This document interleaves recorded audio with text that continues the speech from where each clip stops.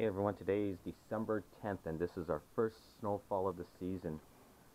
It's a kind of a storm, you can actually see. It's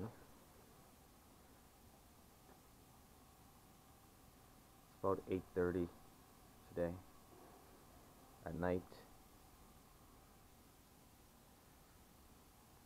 I've got a heater in the van, so it's about 10 degrees inside the van, 14.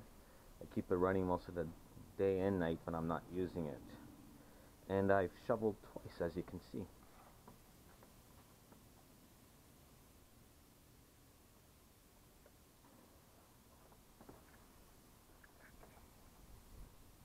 Well, everyone have a good night, and see you on my next video.